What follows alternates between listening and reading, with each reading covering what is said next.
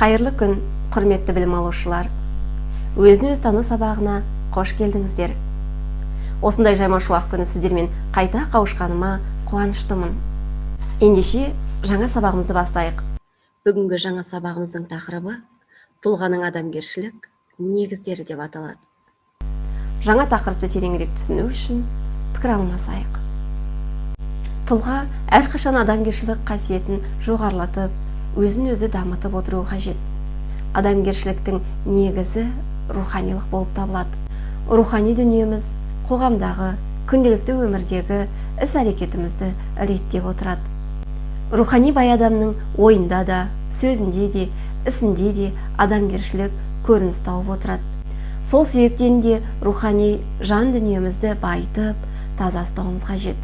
Сонда ғана ар-ожданымызға нұқсан келтірмей, жалпы адамзатты құндылықтарға сүйене отырып, дұрыс әрекет ету арқылы бақытқа қол жеткізе аламыз. Әрі қарай сабағымызды жалғастыру үшін әдеттегідей дәйек сөзбен танысуға шақырамын. Әдеттегідей алдымен сабағымызды дәйек сөзбен бастайық.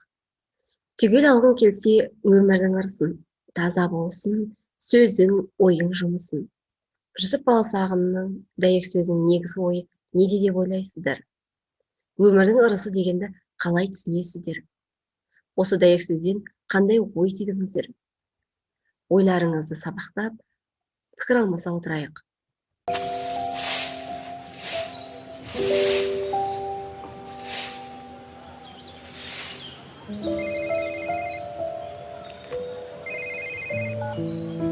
Алло, жиен?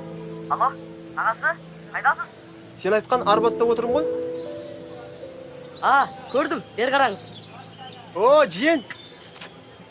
Батырым. Ағашы, қалайсыз? Қалай, жиен? Жақсы. Нәу жігіт болып кетіпсің ғой, қап-қара болып мен сияқты. Отыр. Өсіп жатырмын.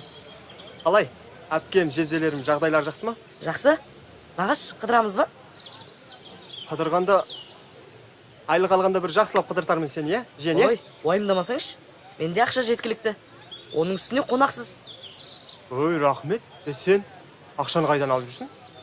Әкем әр бес алғаныма 5000 теңгеден береді. О, жақсы. Айтпақшы, әжең май құрт беріп жіберген. Бір пакет қылып беріп жіберген ба? Жоқ, азын аулақ. Онда мына пакетке не салып алғансыз? Бұл пакет менің пакетім емес. Менікі мына сумка ғана. Бұл пакет біреудікі қалып кеткен болар. Ішінде не бар екен? Көрейікші. Жиен? Мынауың не? Жиен? Фөй! Ішіне біреу тамақ салып қой. О, апаныкі болар. Түскі астан қалған тамағы шығар. Ұят болады. Орнына қойып қояйық. Нағашы, менде бір зор идея бар. Не идея? Қазір көресіз, қызық болады. Жиен. Не істеп жатсың? Жиен. Қазір апа таппай іздейді. Қызық болады, білдірмей отыра беріңіз. Жиен. Үлкен адамды әбігерге салып, көңіл көтергеніміз адамдыққа жатпайды. Қазір қызық болады деймін. Менде сенікінен де зор идея бар. Қандай? Пакетті бер әкеш. Маған қарызға 5000 теңге бере тұр. Айлық түскен кезде қайтарам. Лайшақ берем ғой, нағашы.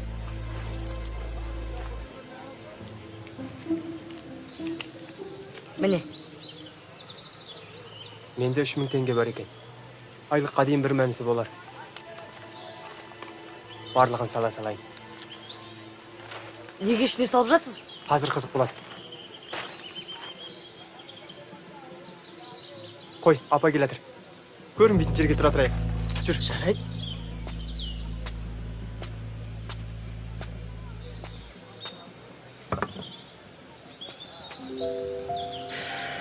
Bismillah.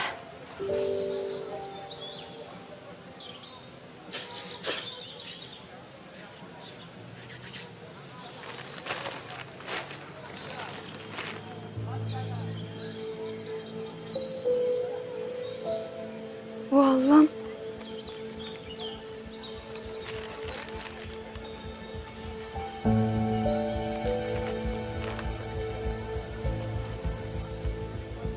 Балам, ақшадан қиналып жүргенімді білген екенсің ғой.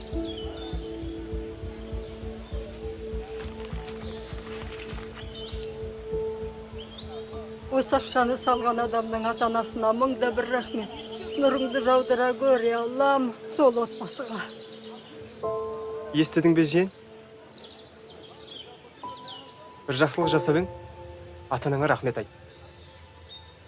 Ал пакетін тық болғанда, атаңа нәлет деп айтып бе мүмкін. Кешіріңізші, ыңғайсыз болып қалды. Біреудің затын тығып, қиналғанын көргенше, жақсылық жасап, қуанғанын көрген қандай бақыт. Иә, байқадым нағашы. Бала шағам қуанып қалатын болды ғой. Сен бүгін әкеңе алған бесіңді емес, жасаған жақсылығыңды айтшы. Қалай қуанған байқайсың? Міндетті түрде айтам нағашы. Жүр кеттік. Ой, Аллам. Жиен, жақсылық жасау үшін міндетті түрде бай болу шарт емес. Мейірімді болсаң жеткілікті.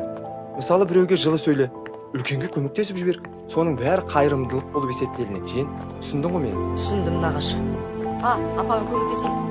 Апа келіңіз, көмектесіп жіберейін. Ой, айналайын, рахмет айналайын. Көп жаса. Айтқаныңыз келсін, апа.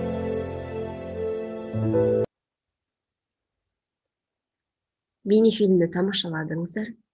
Енді бейнефильм не туралы? Онда сізге не ұнады, не ұнамады? Адам жақсылық жасау үшін оның ойында қандай құндылықтар мен қасиеттер болу керек деп ойлайсыздар? Жарайсыздар, жауаптарыңыз дұрыс. Келесі сабағымыздың айдары «Жанымда жүр жақсы адам» деп аталады. Өзіңізге басқалардың жақсылық жасаған есіңізде ме? Сізге жақсылық жасағанда сіз қандай сезімде болдыңыз? Сұрақтарға жауап бере отырыңыздар. Бүгінгі сабағымыздан алған білімдеріңізді, дұрыс әрекетті іздеу жолындағы ұстанымдарыңыз бен пікірлеріңізді бекіту мақсатында шығармашылық тапсырмаларды орындауға шақырамын. Келесі шығармашылық жұмыс. Екінші тапсырма.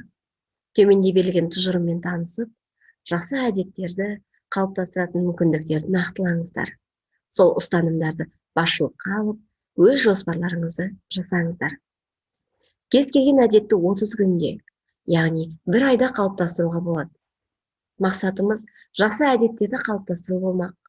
Ол үшін ниет пен ерік-жігер қажет. Ниеттеніп 30 күн бойы бойымызға жақсы әдеттерді үйретуіміз керек. Бүгіннен бастап өзгерейік. Сонда өміріміз де өзгермек. Алдымен қандай әдеттерді бойымызға серік ететінімізді нақтылап алайық. Мәселен, бір ай бойы риясыз жақсылық жасауға болады.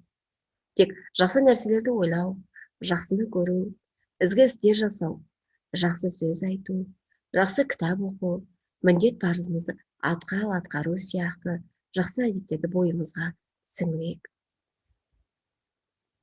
Берілген дәйек сөздерді оқып, өз пікірлеріңізді ортаға салыңыздар. Өзіңе де, өзгеге де жақсылық тіле. Ахмет Евгений. Қайырымды іс жаса, қайырлы болар әрісің. Халық нақылы.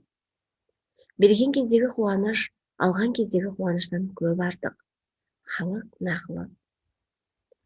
Осы берілген дәйек сөздерді туралы ойларыңызды кезекпен ортаға салыңыздар. Берілген суреттердің ішінен жалпы адамзаттық құндылыққа қайсысы жататынын белгілеңіздер.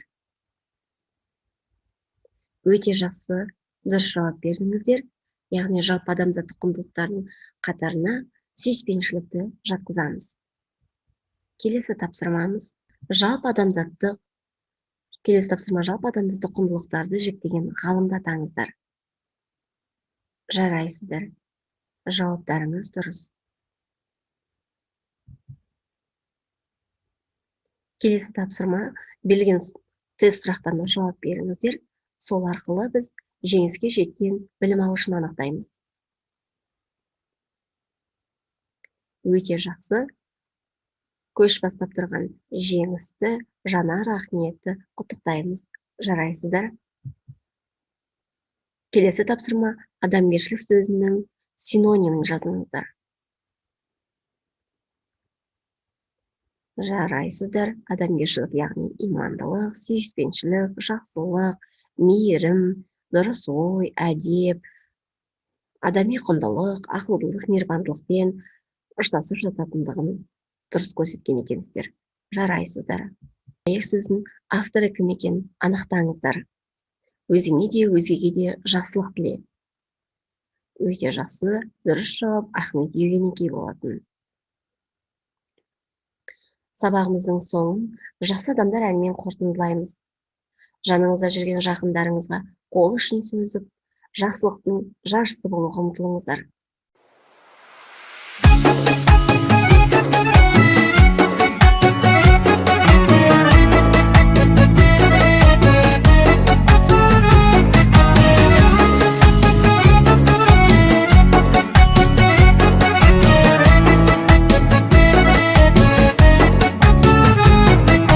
Тірліктен іздеп келеміз пайда, қол созамыз көп неге біз айға. Күш табатындай, құс қанатындай, мейірім қайда, мейірім қайда. Береке дейтін базарым қайда, иман мен дәстүр ғажабым қайда. Әр қазақ менің жалғызым дейтін қазағым қайда, қазағым қайда. Жақсы адамдарым, бақыт өмірдің басқа адамдарым. Тектілікпенен татулық дейтін берік болсын жалғасқа малдарың. Жақсы адамдарым, кем емессіңдер патшадан бәрің. Бес күн өмірде жасалсын ылғи жақсы малдарың, жақсы малдарың. Жақсы адамдарым, бағаламаймыз қолыңда бағы, жүрмеді көлеш жолында мәңгі. Біз байып бірден, бұзбайық мүлдем адамдық заңды. Жақсылар сауық құратын бүгін, көгімде жайнап тұратын күнім. Жақсылығыммен жаудыртып жатыр жаратқанымның рахым нұрын. Жақсы адамдарым, бақыт өмірдің басқа адамдарын. Тектілікпенен татулық дейтін берік болсын жалғасқа малдарың. Жақсы адамдарым, кем емессіңдер патшадан бәрің. Бес күн өмірде жасалсын ылғи жақсы малдарың, жақсы малдарың. Жақсы адамдарым,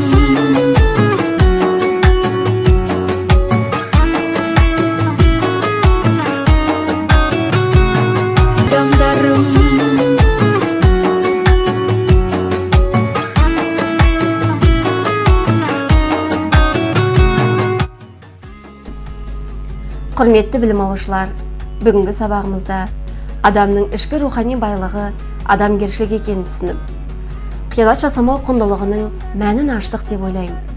Ендеше, келесі сабақта кездескенше сау болыңыздар.